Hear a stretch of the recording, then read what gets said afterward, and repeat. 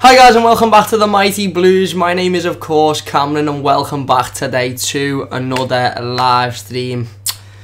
Another defeat for Marco Silva, another disappointing weekend for us Evertonians. It just carries on, doesn't it? Never ends, the disappointment of being an Evertonian. This time we have lost 3-2 to Newcastle United at St James's Park after being 2-0 up at 2-0 up, sorry.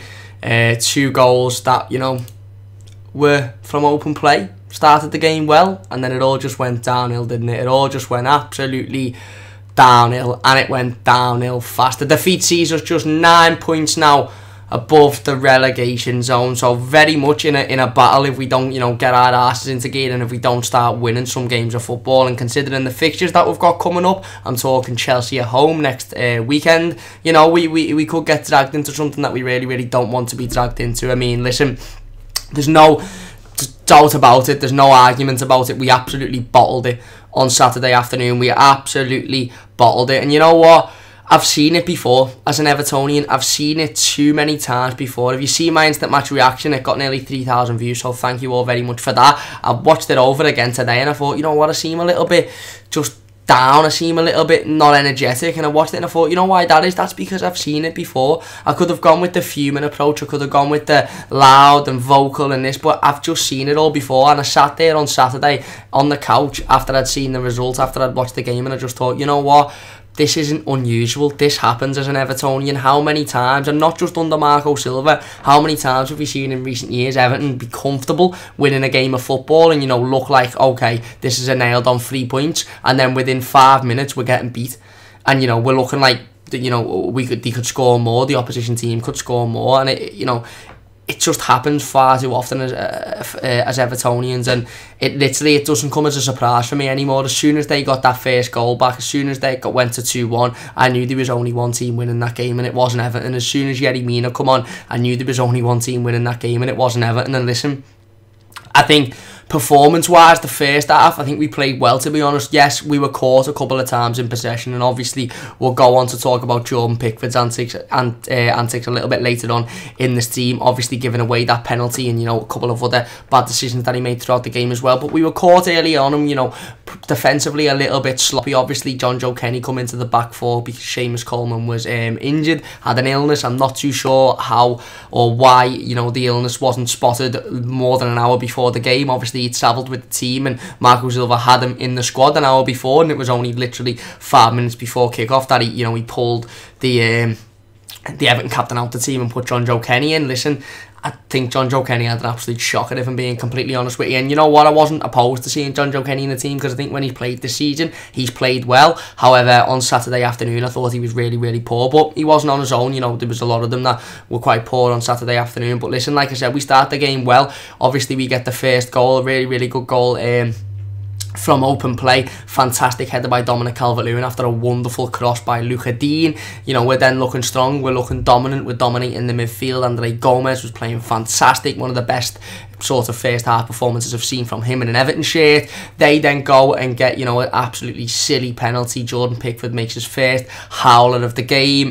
Like I said in my instant match reaction, for me, the howler is the fact that he doesn't catch the ball rather than, you know, absolutely spear and Rondon, which is a little bit, you know, naughty if I do say so myself. But like I said, the howler for me was the fact that he didn't catch a simple ball that was coming into the box. But we'll talk about Jordan Pickford in just a minute. He then makes amends, saves the penalty, and we go up the other end and we score, and it's a perfect counter-attack. And you're thinking, you know what, this is our day, this is our day. We're going to get another one in the second half. We're going to end the game, and that's it. They get one back, and whereas any normal team, any normal set of fans would go, okay, they've got one back, let's go and kill the game, let's get a third, or let's stay defensively strong, I can pretty much guarantee 90% of Evertonians were sitting there going, it's happening again, innit? It's happening again. Because you knew inevitably they were going to get the equaliser, and then you knew from the equaliser they were going to get a winner, because the confidence was on their side. They were pushing on, they were looking like they wanted it, and we were just looking shook, and we were looking scared. And like I said, I've seen it too many times as an Evertonian, and that's why my instant match reaction was a little bit flat.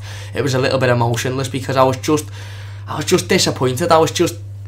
I felt let down rather than feel angry, rather than feel frustrated. I just felt let down again by Everton, and it's really not good enough. Listen, Don't get me wrong, the last couple of games, and talking the Derby and the Cardiff game, had some really good performances and, you know, a couple of good results there, but there's no excuse for me to be 2-0 up against a team like Newcastle, who, let's be honest, aren't the best team in the world, haven't been fantastic this season, and concede 3 in the second half, and 3 goals that were made by defensive mistakes. Listen, we'll go on to talk about the, you know, the defence in a little bit, and we'll go on to talk about Jordan Pickford and his mistakes and how he approached the game in a you know, an absolutely awful way, in my opinion, because obviously the Newcastle fans and the Newcastle connection. But I think defensively as a whole we were really poor, and this goes back to the conversation that I've spoke about on the stream, I've spoke about, you know, on Twitter, I've spoke about throughout this season, is we lack consistency in so many fields of our game. I'm talking, you know, and the captaincy, there's no consistency there, there's no consistent captain, it changes every week.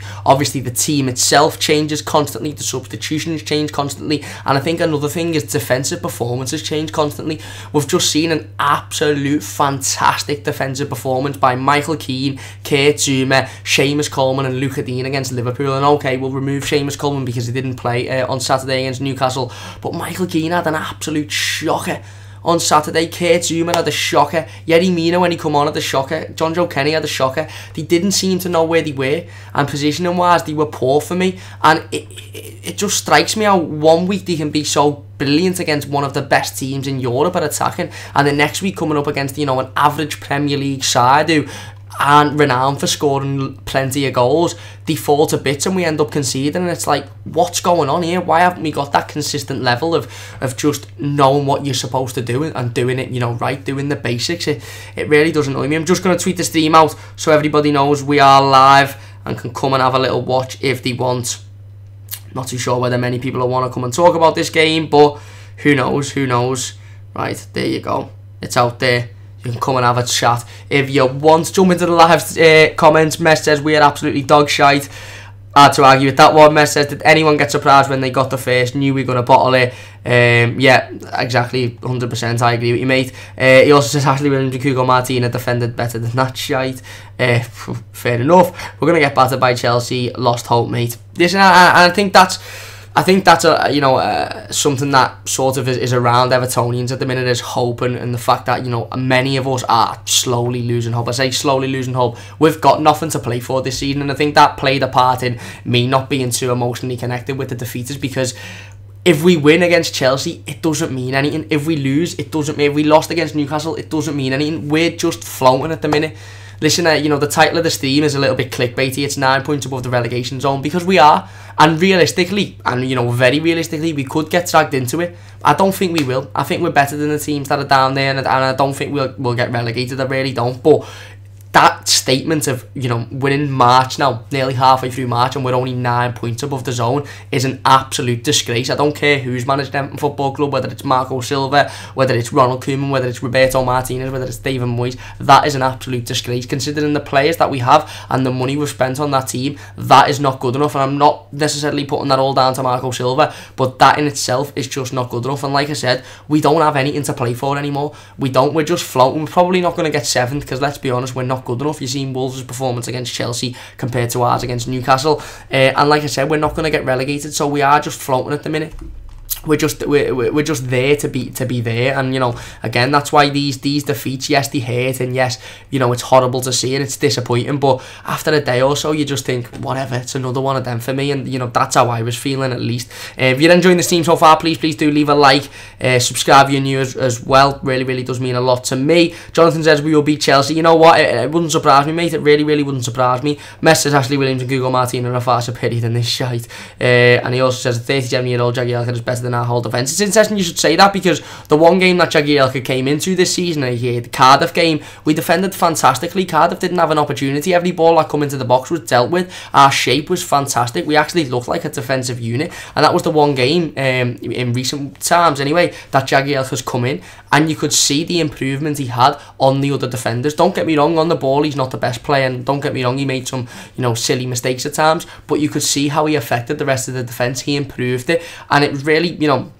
it was one of them that I think a lot of fans were looking at it going, maybe Jagielka starts in the derby, maybe he should come in. Obviously, we know Kurt Zuma come in and had a good game. And then Marco Silva announced that in his pre-game press conference of the Newcastle game that Phil Jagielka hadn't trained for the last 2 sessions, so I'm not too sure what's going on there. But it's hard to argue that when Jagielka came in against Cardiff, the defence was stronger, the defence was better, and we seemed more assured, and we seemed, you know, a lot just, I don't know, there was just something about it that seemed a lot less stressful, and it just felt more comfortable. And you know, I don't think it's a coincidence that was because he was obviously in the team. That guy says, to be honest, I know the result was incredibly disappointing in the end, but there were lots of positives to take, especially from the first half. I thought DCL was mentioned, should be our starting striker. There is positives to take, of course there is, and you know, there's positives to take on the fact that, you know, obviously we scored the 2 goals and we saved the penalty, but like I said, those positives are sort of hidden by the sheer disappointment of how the game ended. I also agree, I think Dominic Calvert-Lewin played well.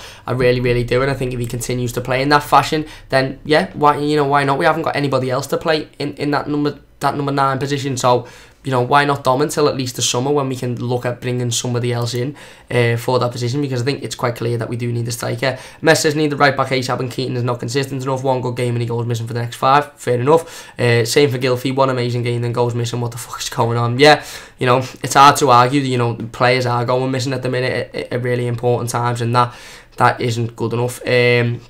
That guy says the problem with Pickford is that he doesn't have any serious competition in the squad, so there's not enough pressure on him to perform at his best. I don't think we should sell Pickford, but we should definitely buy a decent keeper in the summer to challenge for this place, and we might see some improvements. I agree. Spot on, mate. I think that's a fantastic comment. Spot on. Listen, we'll go in to talk about Jordan Pickford in a little minute. You know, I do want to talk about him because I think, like I said, he approached the game with totally the wrong attitude, and I think he let being the pantomime villain take over, you know, having a good game of football effectively. And you know, I think his aim for that game was, listen, I'm going to go out, I know I'm a good goalkeeper, so hopefully the simple things will do themselves, and I'm just going to go out and frustrate Newcastle fans. And what he didn't realise is that it come back to bite him on the arse, and it come back to bite him on the arse quite badly as well. So, but I agree, I think we do need, you know, a goalkeeper that's strong enough to challenge Jordan Pickford, a goalkeeper that gives Marco Silva the option to say, right, Jordan, you were poor, you know, in the last 3 games, so we're going to take you out, and we're going to give so-and-so a go, and we're going to give him a run of 5 games and see how he does, you know. Whereas at the minute, Marco Silva's looking at it going, okay, Pickford's had maybe an off game there, but do we really want to throw Martin Stecklenburg in, who's clearly nowhere near as good as him? No. Do we want to throw João Virginia in the mix, who hasn't had much first team football at all? You know, if any, I think he played against Gorma here, and that was it. No. So, you know, Jordan Pickford is only the real option at the minute, and I don't think that helps him or the squad at all. Jake Thompson says need a new centre-back, right-back and Virginia to come in as our new number 2 to give Pickford much needed pressure, and the right mid. Yeah, I agree 100%. I think, like we just mentioned there, Jordan does need some competition, because it's not helping him not have competition, it's not helping us as a team, and it's not helping, like I said, it's not helping him as a player, because his confidence, generally his ego, will tell him that he's gonna be in that team week in, week out, regardless of how he plays. And you know, sometimes he needs a little bit of a reality check that you weren't good enough today, so you're coming out. And you know, obviously we need another keeper to be able to step in who's good enough to, if that is the case. Messi says Pickford needs pressure on him, the cocky, I'm not going to say that word, good player, but he is not competing, is he? There's nobody to compete with him, and I think that's part of the issue, like we said. Craig says, hi Cam, I'm here because of the wind. Hi Craig, hope you're doing well. Messi says DCL, Gomez and Gay, the only players that did well. I agree with that. I think they were all you know, I don't want to say fantastic, but they all did play well. Messi also says Gylfi set pieces of dog shit. We have 6'5" centre backs not even getting a nod to the ball. Fair enough. I don't think we've got, to be honest, a set piece taker that you look at and you go, okay, you know, you're going to deliver a decent ball 99% of the time. Maybe Luca Dean, but again, you know, I think that's to be proven as well. Shabba says that's it, I can't be asked anymore. Every one of them can go and get effed. I think that's how a lot of us are feeling in the last couple of days, mate. Craig says we are floating like a long lost turd. Good analogy, good analogy. Jake says we've got a team full of players from our previous managers. Jags is our best defender and he's Moyes' signing. And I think, you know, that's a really, really good point. He's definitely the defender with the best footballing brain. I'd say he mightn't be the most talented with the ball, he mightn't be the most he mightn't be the fastest, he mightn't be, you know, the most aware to the game, but his footballing brain is far better than any of our other centre halves, and I think that says volumes. Really, we need to start signing players that, you know, can organise a squad. We need to start signing leaders. We need to start signing players that can come in and that can say, you go there, you go there, you go there, and we're going to set up like this, rather than just players that waltz into the team and, you know, don't know what anybody else is doing and barely know what they should be doing, and that's why, you know, we're conceding so many goals. Mess says, I'm done with this season, not watching any more matches, just wasting our time, no improvement on the team at all. We take one step forward, then 2 steps back. I feel the same, mate. Jake says, I'm not a fan of Silva, but we've got players from different managers with different styles who individually are decent, but not as a team. I agree, and I think that's a massive point as well. I think the issue that we have with Ronald Koeman and the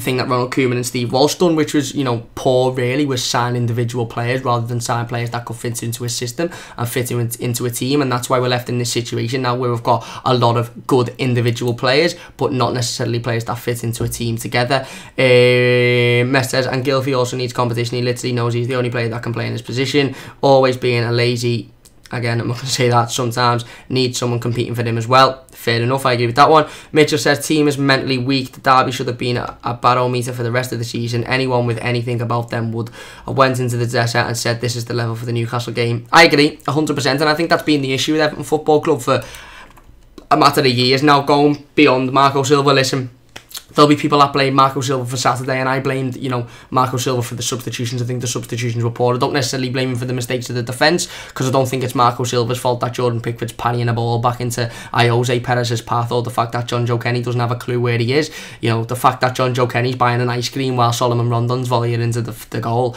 isn't Marco Silva's fault, let's be honest. But like I said, you know, you're spot on there. The players for me haven't got it up there mentally, I think, and that goes back from years. That goes back from previous managers. As you look at how many derbies in the last 5-10 years have we, you know, played, and realistically, you think if you were a little bit mentally strong there, would have won that game. How many derbies have we lost because we've shitted up here? We've been the better team on the pitch. We've been, you know, we've had the more chances, but we haven't been able to convert them because we've shitted up there. And I think that's a massive issue. And again, along with leadership, that's an issue that really needs to be fixed, and soon. And one that's not necessarily Marco Silva's fault either. Paul says, why take Schneiderlin out after keeping 2 clean sheets? Another really good point, and we'll go on to speak about it in just a second. Morgan Schneiderlin obviously having 2 really good games. Fantastic game against Cardiff, and then a solid game in the derby as well. Comes out obviously for Andre Gomes coming in. Again, wasn't opposed to seeing Andre Gomes. I think he's a really good footballer, and I think, you know, he had a good game against Newcastle, don't get me wrong, but if you were to take Morgan Schneiderlin out at that point when, you know, it's 2-1 and we're sort of, you know, we're on the back foot and Newcastle are looking like the team to score next, that's when you should have been bringing a Morgan Schneiderlin back on. For me, that was the right substitution to make. Not Yerry Mina, not going far at the back, because I really don't think changing a formation that drastically in the middle of a game works. I don't think you can go from 4 in the back to 5 at the back. You either start with 5 at the back or you don't play it. You can't change a formation like that, because as soon as Yerry Mina come on, for me, none of the players knew what they were doing. They didn't know where they were meant to be. They didn't know where they were positioned. The whole team had been changed about, and then we obviously conceded 2 extra goals. We either brought Morgan Schneiderlin on, maybe for a Gomez, maybe even for a Sigurdsson, straight swap, just sat him in the middle of the park there and said, listen, you just get the ball, aim, look forward, take it forward, you know, and play with the confidence and coolness that you've been playing with in the last couple of games. I think it'd have been a lot more beneficial for Everton, and, you know, who knows, we mightn't have ended up getting beat, but obviously you can't say whether that is or not. Stoll says, serious confidence issues, heads fully dropped once the first goal went in and the crowd get rowdy. Silva also to blame too. What the fuck does that mean? A sub, why on earth would you bring him on in that moment? Exactly, 100%, we've just spoken about that, and yeah, I agree, it is serious confidence issues, and it's serious confidence issues that we've seen for years now at Everton Football Club, you know, where we've seen us 2-0 up, comfortably cruising, concede the goal, and that's it then. Ed goes, and you just know what's going to happen. You can predict it,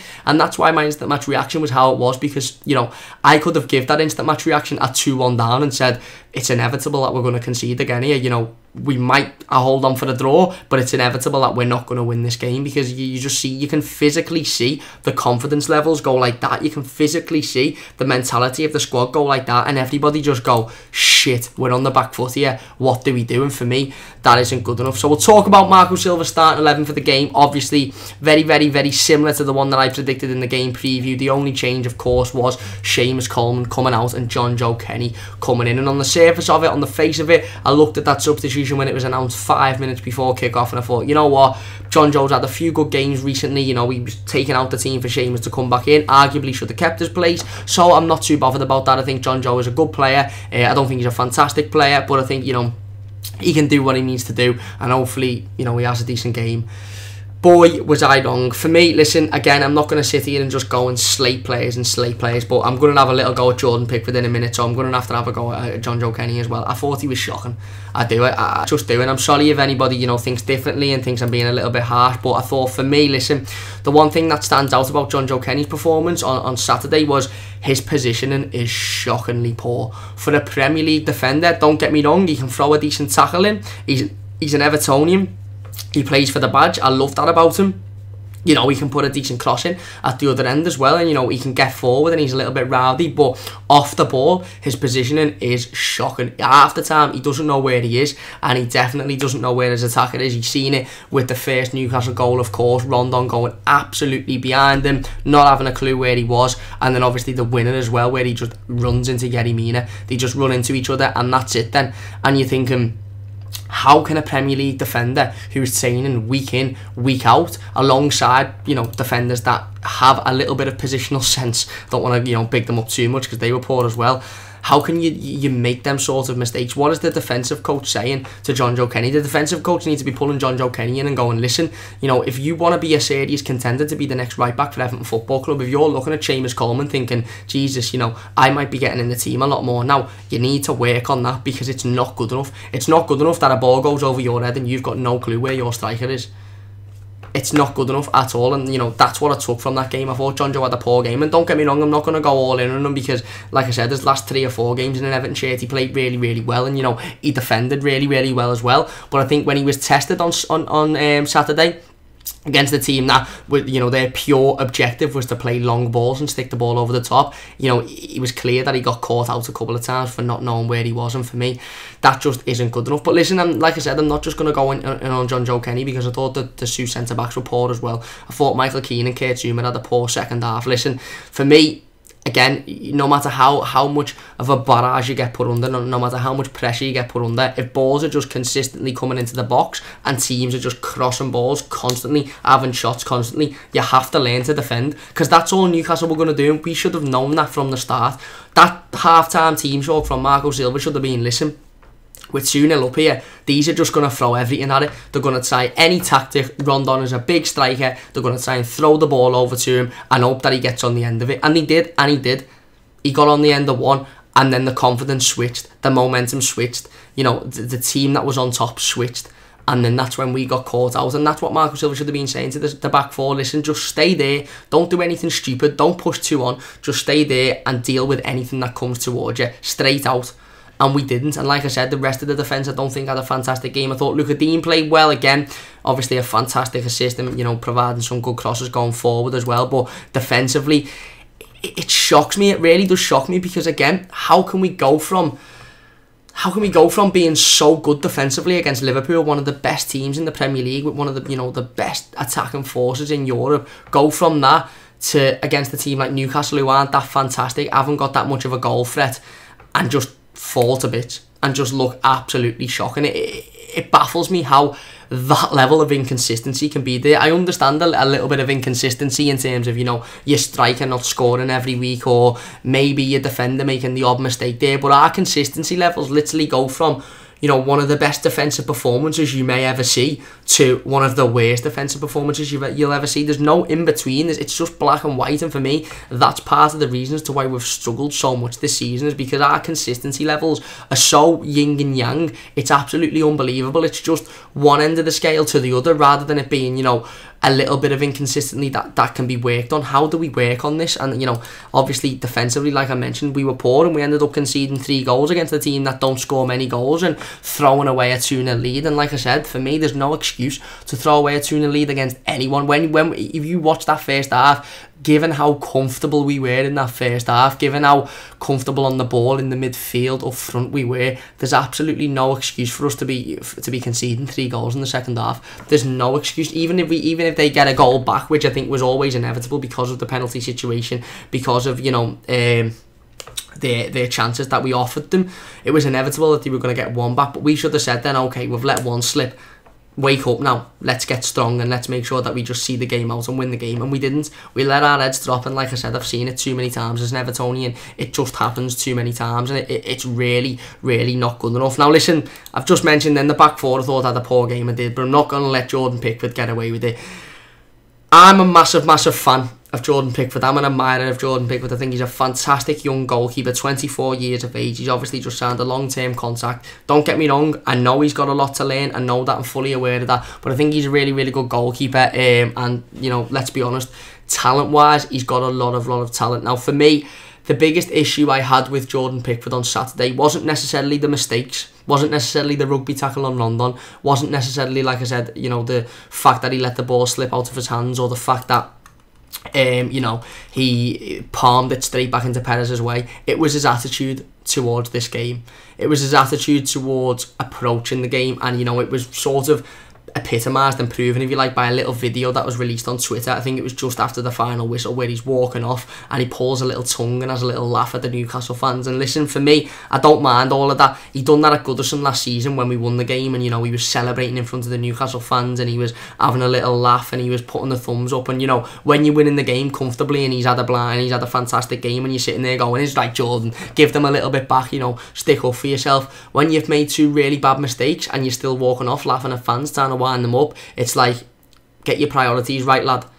Get your priorities right. You've just arguably lost the game for Everton there. I don't want to go into who's lost it and who hasn't lost it, but a lot of Evertonians, I know a lot of Evertonians are saying he's lost it for us. And you know what? Bollocks to it. I'll say it as well. He did lose it, because at the end of the day, he made 2 absolute howling mistakes that, you know, cost us the momentum, cost us the attacking edge that we had, and ultimately ended up losing us the game. But I think, like I said, I've got no issue with him having a little bit of a wind up with Newcastle fans, but I think he just got over cocky and he just got overconfident, and he put his own pantomime villain, sort of anti-hero, I'm the villain, everyone look at me sort of persona above, I'm just going to have a decent game of football here and I'm going to fight for my team. He should have been standing there going, you know, laughing it off because he's mentally strong and all that, not asked about all them. They're just chatting a load of shit, you know. I'll give them a laugh, I'll give them a smile, I'll give them a clap when we walk off the pitch and we've won 2-0. But he didn't. He thought every time the ball went out of play, he was laughing, he was smiling, he was giving the wink, and it come back to bite him on the arse. And that tends to what happens in life, Jordan, mate.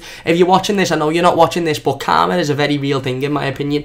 And, you know, if you do something, it tends to bite you on the arse. And that's what happened to Jordan Pickford. It bit him on the arse. Obviously, he made the mistake for the penalty. He then whipped Rondon up, which was a very clear penalty, let's be honest. He makes the save, and, you know, I think at that point, that's when his confidence peaks. And I think he thinks he's a little bit indestructible. And he thinks he's a little bit, I'm just going to have a really good game here. He then makes a fantastic save, to be fair to him, from Jose Perez. And he's sitting there thinking, you know what? I'm a fucking belter. I am boss. And then that confidence level ends up ruining his game, because he makes, you know, 2 really silly mistakes, and it cost us the game. And then, like I said, if he then walked off the pitch and gone, shit, I've bollocks that day, you could have gone, you know what, silly, immature, silly, but get over it, we move on. But it's the, you know, the video that shows him laughing and smiling at the end is like, you've really put yourself being a pantomime villain above just having a good game of football for the football club you play for. You don't play for Newcastle, you don't play for Sunderland. You might be a Sunderland fan, I don't give a shit. I'm not a Sunderland fan, I'm an Everton fan. So while you're wearing that shirt, you play 110% for Everton, and Everton is the only thing that's on your mind. Not Sunderland, not Newcastle fans, Everton. Have a little wind up with them if we've gone off and we've won the game, and, you know, you've made a couple of fantastic saves. If at that point when he made that save on Jose Perez and he kept us cool and he thought, you know what, I'm going to keep me cool here, I've made a fantastic save one-on-one, I've saved the penalty, I'm going to keep me cool, I'm going to see the game out, and then I'll have a little wind up. He didn't. he thought, you know what, I'm just going to be cocky here, and it come back to bite him on the arse. And, you know, he needs to have a little look at that, because you can't approach football games with that mentality, especially knowing what can happen and what did happen. I just want to touch on Jordan Pickford as well. You know, so a lot of people, I was watching a clip from the two Geordies kickoff, where they were watching the Arsenal United game, and they spoke a little bit about Newcastle Everton, obviously the two Geordie being a Newcastle fan, and, you know, it was him, Lawrence McKenna, Rory from the Chelsea fan channel, and they basically all said that they think Jordan Pickford's an average goalkeeper and he's just overhyped and all this. Absolute bollocks. They're all contradicting themselves, because they were all over him during the World Cup. But anyway, it made me think a little bit, and it made me think, what's gone on? What's gone on for Jordan this season? Why has he made some silly mistakes? And don't get me wrong, I'm not going to go delving straight into him, because like I said, I love Jordan Pickford. I think he's a fantastic goalkeeper, and I think he's saved us on a lot of occasions, and I think he's saved us a lot of points this season, while I think he's only been at fault for, you know, very few, considering how many he's saved in terms of his saves. However, for me, I think the World Cup has got to him. I think he's starting to believe his own hype a little bit, and I think he's starting to think he's a lot better than what he is. And don't get me wrong, he's fantastic, but I think he's starting to forget the simple bits and start to do things a little bit more complex. And I think that's probably because the amount of people that bigged him up at the World Cup. I think he just needs to take a step down a little bit. He needs to peg himself down a little bit and go, listen, I need to just work on playing for Everton now, and I need to work on just performing consistently week in, week out for Everton, not making stupid mistakes, because that's what they were. At the end of the day, he made two massive mistakes in that game. One was he let a ball slip through his hands, and two was he palmed it right back into the path of Jose Perez. Two simple goalkeeper mistakes. I'm not a goalkeeper, but even I know you can't make those mistakes. It wasn't, you know, he wasn't unbelievably poor. He just made two mistakes that ended up, arguably costing us the game, and that's when he needs to look at himself and go, how can I take this out the game, you know, because it's not good enough, let's be honest. But anyway, that's enough slating players and slating, you know, performances of defenders. Listen, the game pretty much went as the fact that we dominated the first half, we were comfortable, we were 2-0 up. Like I said, you know, as soon as they missed that penalty, Pickford makes that save and we go up the other end and we score, you're sitting there thinking, you know what, comfortable this, we're going to win this game, we've got the more possession, we're playing better, sound. They come out the second half, obviously, you know, understandably firing, wanting to get something out of the game, wanting to at least put in a decent performance, a decent show for the fans. They nick one back due to a poor defensive mistake, which wasn't Jordan Pickford's fault. They nick one back, and then that's it then. Our heads drop, and it's typical Everton, and labelled it in me instant match reaction as total capitulation, because that's what it was. We just capitulated. We just felt a bit. It was like someone had got a lolly ice and stuck it in the microwave and just gone 30 seconds, and we just went, oh, even the mic's getting off. Look, even the mic's trying to bloody do one. It was like someone got a lolly ice, threw it in the microwave, and just went bang, and it just went flat, bollocked, gone, beaten again by a team that, you know, for the majority of the game we were dominating, and we were up 2-0. And listen, that for me, it's very clear. It's not good enough. It really, really is clear. It's not good enough. But I think the way we lost the game, the goals that we conceded, considering 2 of them were direct errors, defensive errors, you know, in fact 3 of them, direct defensive errors, is just not good enough. I don't mind losing a game of football. That happens in football. You win some, you lose some.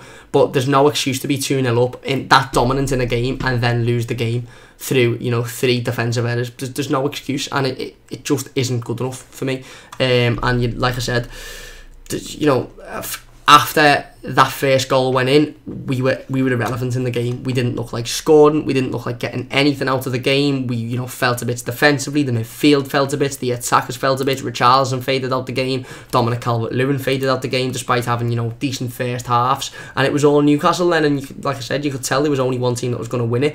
If you're not enjoying this team so far, please do leave a like and subscribe if you are new. Where are we up to? John says hopeless to win the game with a referee like that. The referee was poor. Lee Mason. We'll talk about Lee Mason in just a minute, because Marco Silva is actually under review for confronting him at the end of the game. We'll talk a little bit about the referee in just a second. Stoll says also Richarlison needs to sort his head out, needs to just simplify his game, can't wait for this season to end so we can regroup for next season. Exactly, you know, he does. He's another one that needs to just think about doing the basics before he thinks about doing anything else, because, you know, he's a fantastic young player, a fantastic talent. He's got so much potential, but sometimes he just Qatar's a little bit too hard. And I agree with you 100%. I cannot wait until next season. I just can't wait to recuperate and go again, to be honest, because this season, it's just a write-off, isn't it? Let's all be honest. Where are we? Matt Summers says, bottling leads and it's inevitable as always. Exactly, it was always felt like that was going to happen once we conceded the first. Paul says, we can talk about players for formations and all we want. Nothing will change till Silva's gone. Fair enough. I don't think Silva will be sacked at all, to be honest. And if he is sacked, I don't think it'll be till at least the summer anyway. So I think we all have to understand that this season in itself is just a write-off, and we're just going to go probably from winning games to drawing games to losing games, and it's just going to be that it's like that roller coaster. You know when you go to the theme park as a kid and you go with your cousins or your brother or your sister and whatever, and you're looking forward to going on your favourite roller coasters, and they always drag you on the shit one that you don't want to go on, and you're just sitting there going, don't want to be here, queued fucking 3 hours, don't want to be here. That's like watching Everton now, paid hundreds of quid, and we're just doing the same shit week after week, and that's what it's going to be until the end of the season. That is what it's going to be until the end of the season, and until we can recoup, until we can bring some new players in, until we can identify the issues and try and resolve them, and that isn't going to be until the summer. We're just going to be on this same roller coaster of emotions as to winning games, losing games, drawing games, and them not really meaning much anyway.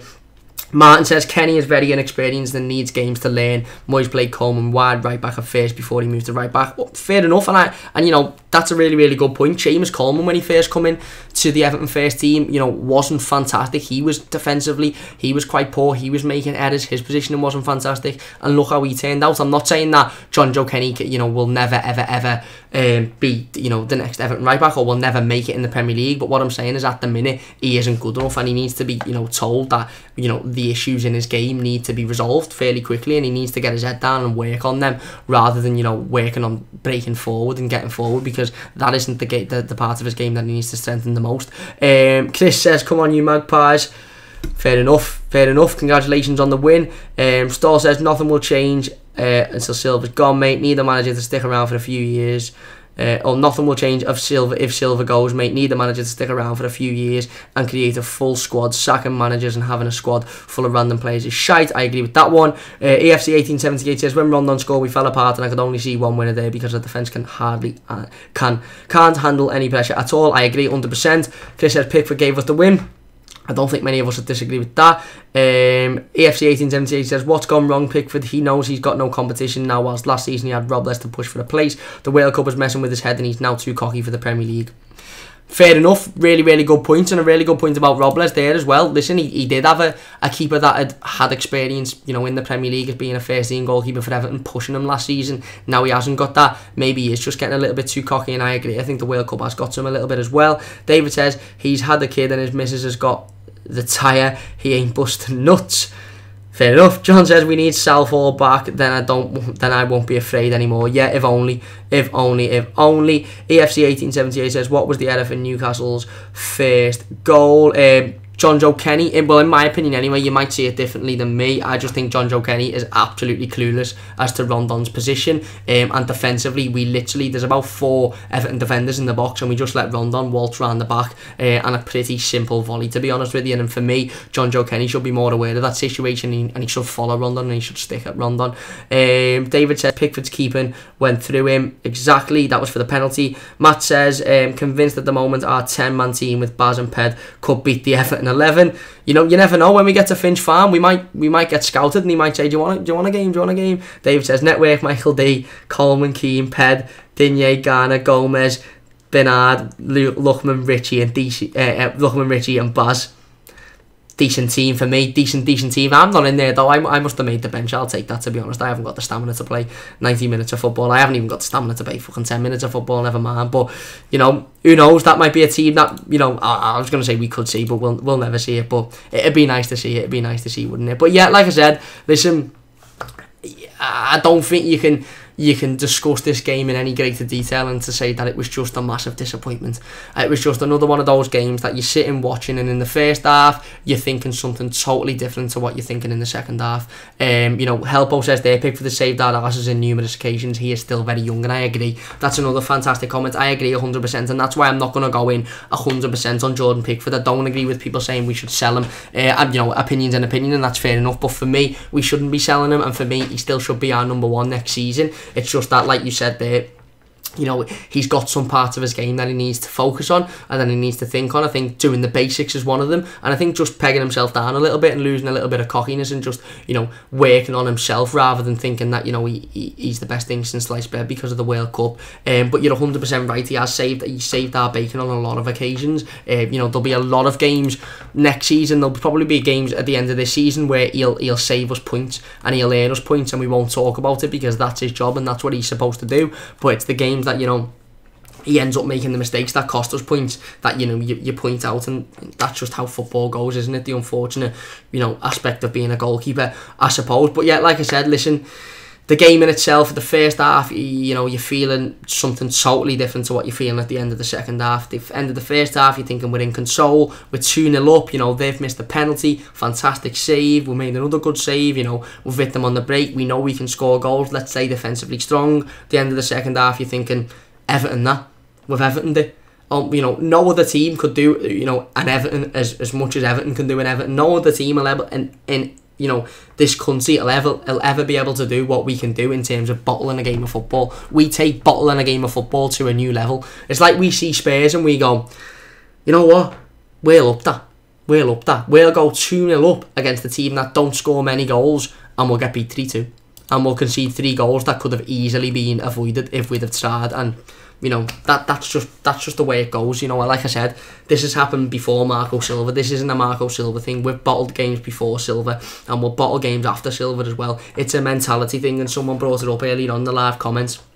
There's a mentality issue at our football club, whether it's instilled, you know, in the background staff, whether it's instilled in the dinner ladies, whether it's instilled in the fella that, you know, wipes the boots, whether it's instilled in the manager, the players, the chairman, the major shareholder, the CEO. There's a mentality issue at our football club, and that is that mentally I just don't think the players are strong enough, and I don't think the club is strong enough at all. Like we mentioned before, there's been so many just Merseyside derbies, for example, that we have been much the better team in, that we've had more opportunities, that we've had better opportunities, and yet we've still not gone on to win them, or we've still even lost the game because mentally we haven't been strong enough to get us over that line. Again, on Saturday we mentally weren't strong enough to say, you know what, we're just going to stand tall here and we're going to get everything that comes at us, we're going to deal with, and we're going to go on and win this game. We just felt a bit, and that's happened under Martinez, it's happened under Koeman, it happened under Silva, it's happened under pretty much every single manager since David Moyes.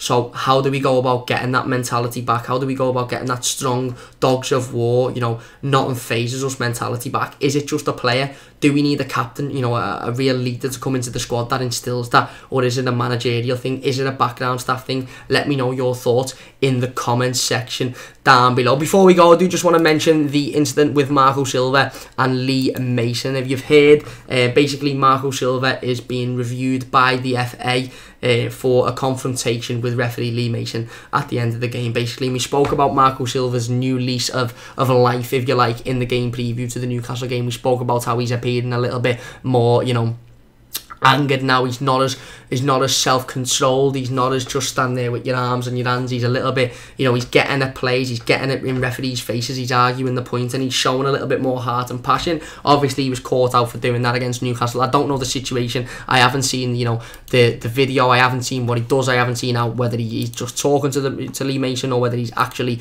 squaring up to Lee Mason. You know, I highly doubt he's squaring up to Lee Mason, to be honest, but like I said, I haven't seen it, so I can't say, but apparently it must be substantial enough because he's under review by the FA, and they'll decide after reading the referee's report whether he is going to get a punishment for that. Now that punishment might be a fine, that punishment might be a touchline ban, I'm not too sure, but it's very clear to understand that Marco Silva clearly wasn't happy with some of Lee Mason's decision making on Saturday. He wasn't happy with, I don't know whether it was the penalty. I think in his post-game press conference, he mentioned how, you know, he understood that the penalty was a penalty. However, he believes we should have had a penalty on Gylfi-Sigurdsson. I've seen the Gylfi-Sigurdsson penalty again. I'm not too sure whether it is a penalty. However, the one on Luca Dean is an absolute stonewall penalty. But listen, I've said this before and I'll say it again. Lee Mason is an absolute shocking referee. You get referees in this league. For me, there's two categories of referees in this league. There's the shite referees and there's the biased referees. And Lee Mason just falls into the category of being a shite referee. He's not particularly biased. He's just shite, and he's shite for both teams. And you know, you get that every single week, every single time. You know, Lee Mason referees a game of football for you. Marco Silva obviously wasn't really happy with that. Decided to, you know, argue the point with Lee Mason, and you know, it's now under review. So be sure to keep in touch with that one. We'll have the latest news and information on that, of course, here live on the channel. So don't forget to come back to see what goes on with that situation. I dare say it's probably just going to be a little fine and maybe a touchline ban, but you know, who knows? Who knows? We'll have to wait and see how that one develops. Shabba says 8 games to go. Can anyone honestly see us winning another game from that bunch? It's a good question. I certainly hope so, because we are in danger of getting dragged into something that we don't want to be dragged into if we don't win. David says, we're the Captain Marvel of the Premier League, potential but with an aspiration to fuck it up. What an analogy. What a fantastic analogy. Stoll says, I think a lot of the mentality issues stem from the fans. We have the highest expectations of our club, and football in the city is like a religion. Doesn't help that our rivals are so much better.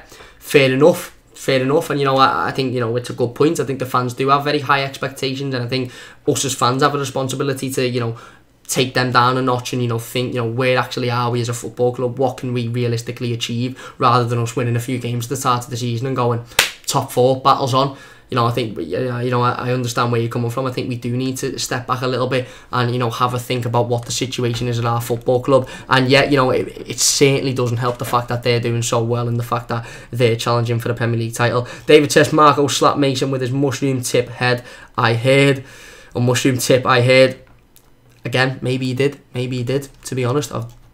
You know, who knows? I'll have to try and see the video for that one. And John says, understand 100% that Silva would react like that. Yeah, like I said, it's understandable that he was frustrated at Lee Mason, because I think we clearly should have had a penalty in that game, if not 2 penalties. But I don't think Silva can argue with any of the Newcastle goals. Oh, the offside, of course. You know, imagine me forgetting to mention the fact that Solomon Rondon was 33 miles offside. In fact, that was probably what Marco Silva was arguing the point to. That was probably what Marco Silva decided to have a little word with Lee Mason for. If you haven't seen it again, basically for the Newcastle winner, the 3rd goal, every single Newcastle player is standing, you know, a good 4 yards offside. And we actually keep, you know, to be fair, for the first time in the game, we keep a decent defensive line and we catch them out. But of course, Lee Mason is absolutely incapable of doing his job, because he's not a Premier League referee, and as are the linesmen as well. They're absolutely shocking at their job, of course. But anyway, yes, it was 13 miles offside, but the ball comes in and, you know,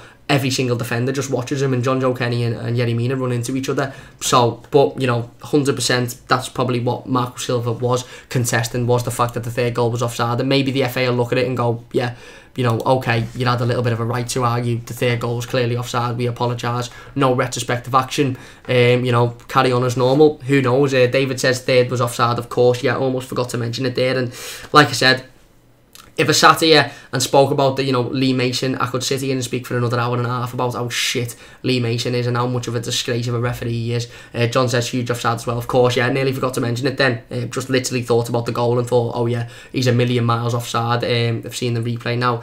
But listen, our heads had dropped anyway. He was a million miles offside, and if we'd have had a capable referee, maybe, you know, would have drawn that game. But again, I don't think we should have ever been in that situation anyway, if I'm being honest. But yeah, I dare say that was what Marco Silva was contesting with Lee Mason. That's probably what's got him into a little bit of trouble. Anyway, I'm going to leave the stream there. If you have enjoyed, please do leave a like. Subscribe if you're new to the channel, of course. Like I said, another disappointing defeat for Marco Silva's men. Can we bounce back against Chelsea on Sunday? Let me know in the comment section down below. If you're watching this as a YouTube video, please do leave a like on the video and subscribe if you are new as well. Let me know your thoughts in the comments about the game. What did you think about Marco Silva's substitutions? Do you think it was the right time to bring Yerry Mina on? Who do you blame for that defeat? What do you blame? Do you blame the mentality of the football club? And who is to blame for that? Is it the manager? Is it the players? Is it the fans? Or is it something that, you know, just absolutely just happens? You know, is it just the fact that the mentality of our football club isn't strong enough?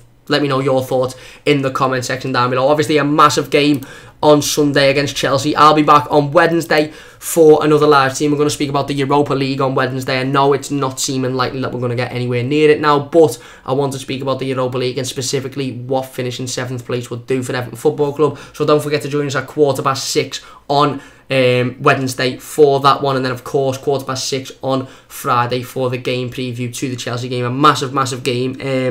It's a winnable game, it is, because you know we always tend to turn up against the bigger teams at Goodison Park, and hopefully the atmosphere will be as good as it was in the derby. Chelsea haven't been fantastic this season either, so you know what, it's a massive opportunity for us to bounce back. But like I said, is a win just going to feel like, you know, another part of the roller coaster? Is a loss just going to feel like another part of the roller coaster? Are we fighting for really anything at the minute, or is it just, you know, let's get this season over with and then reevaluate in the summer and see where we go from there? David says, do it, Cam, go Cam, blast the brick. Yeah, you know, I don't think anybody is unaware of my thoughts towards, you know, referees in this league, specifically Lee Mason. He is a dickhead. But anyway, that is going to do it from me. A massive thank you for watching. Please do leave a like if you have enjoyed. Like I said, subscribe if you're new to the channel. Of course, it really does mean a lot to me. I'll be back on Wednesday at 6:15 to discuss the Europa League, and then I'll be back. We'll speak about relegation as well. Opposite ends of that, of course. David says, forget Europa League. What would relegation mean? What would relegation mean? There you go. We'll talk about that as well. Maybe we'll change it up a little bit. But yeah, of course, we'll speak about both ends of this spectrum, because you know you know, at the minute we're looking, unfortunately, closer to getting towards, you know, going that way rather than going that way. So of course, not great for Evertonians at the minute. Thank you to everybody for getting involved in the live comments as per usual. It's been another fantastic stream. A massive thank you to all of you as per usual. Don't forget to join me on Wednesday at 6:15 for another live stream. And like I said, we'll have an update on the Marco Silva situation and the, you know, the fact that he may or may not receive retrospective action for his confrontation with Lee Mason. We'll have an update on that on Wednesday. Thank you all very much for watching once again. Yeah, life being an Evertonian, eh? Swings and roundabouts, mostly roundabouts. I don't know what the bad one is in that saying. I never have known what the bad one is, but mostly downs, ups and downs, mostly downs. Another down again on Saturday. Where do we go from here? Let me know in the comment section down below. Massive thank you for watching, and I'll see you soon on the Mighty Blues.